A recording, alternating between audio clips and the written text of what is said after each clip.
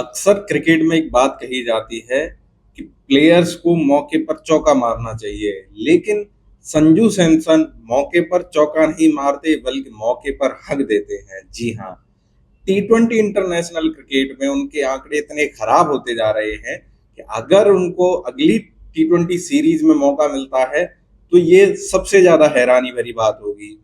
जब संजू सैमसन को टीम में नहीं चुना जाता है तब जस्टिस फॉर संजू इस तरह के ट्वीट हमको देखने को मिलते हैं। तमाम सोशल मीडिया पर संजू को लेकर बातें होती हैं, लेकिन जैसे ही संजू को मौका मिलता है वे हक देते हैं। इसी पर बात करते हैं। आप देखना शुरू कर चुके हैं विक्की क्रिकी। मैं हूं विकास गौड़। अगर आप इस चैनल पर नए हैं तो चैनल को सब्सक्राइब कीजिए, बेल आइकन दबाइए, वीडियो को लाइक कीजिए और अपने दोस्तों के साथ इस वीडियो को जरूर शेयर कीजिए। एक है संजू सैमसन, या यूं कहें कि एक थे संजू सैमसन। जी हाँ, टी20 क्रिकेट से अब उनका पत्ता कटने जा रहा है। वनडे टीम में उनको बहुत कम मौका मिलता है और टी20 टीम में जब भी उनको मौका मिला है तो वो ज्यादातर मौकों पर फेल रहे हैं। गौतम गंभीर ने उनको 2 मौके दिए श्रीलंका के दौरे पर और दोनों मैचों में उनके रन रहे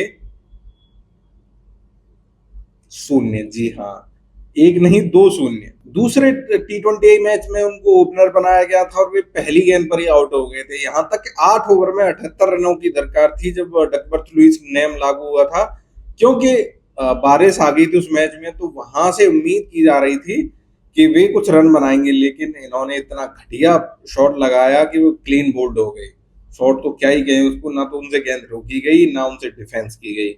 दूसरे टी20 मैच में जब 2-3 गेंद उनसे निकल गई तो चौथी गेंद को उन्होंने मारने की कोशिश की। नंबर 3 पर खेलते हुए एक बार फिर से वे बिना खाता खोले पवेलियन लौट गए। एक बार उनके आंकड़ों पर नजर डालते हैं टी20 क्रिकेट की। आपको हैरानी होगी कि 2015 में उनको जिम्बाब्वे के खिलाफ टी20 इंटरनेशनल क्रिकेट में डेब्यू करने का मौका मिला था, लेकिन पहले ही मैच में 19 रन बना सके थे वे।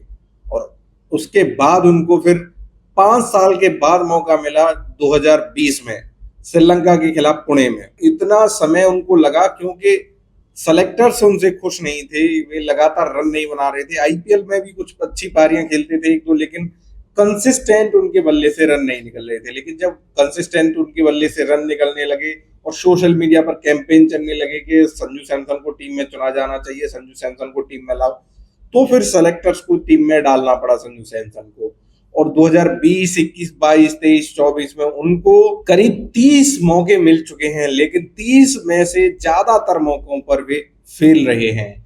मैं आपको बता देता हूं, 30 मैच वे खेल चुके हैं और 444 रन उन्होंने बनाए हैं, जिसमें से 2 मैचों में उन्होंने अर्धशतक भी जड़ा है। उनका एवरेज है 19.30 का। जी हाँ, भारत के लिए जिसने भी 25 से ज्यादा टी20 इंटरनेशनल मैच खेले हैं उस खिलाड़ी का औसत इतना घटिया नहीं है जितना कि संजू सैमसन का है। संजू सैमसन ने जनवरी 2023 से और अब जुलाई 2024 तक कुल 14 टी20 इंटरनेशनल मैच खेले हैं, जिनमें से 3 में उनकी बल्लेबाजी नहीं आई है, लेकिन बाकी मैचों में उन्होंने बल्लेबाजी की है और सिर्फ एक ही बार वे 20 रनों का आंकड़ा पार कर पाए हैं।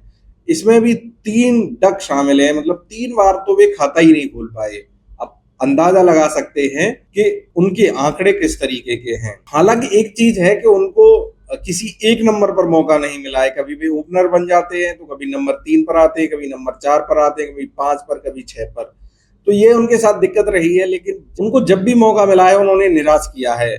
टी20 इंटरनेशनल क्रिकेट में और खासकर अंतरराष्ट्रीय स्तर पर आपको भारत जैसी टीम में मौके मिल रहे हैं तो आपको उन मौकों को भुनाना चाहिए।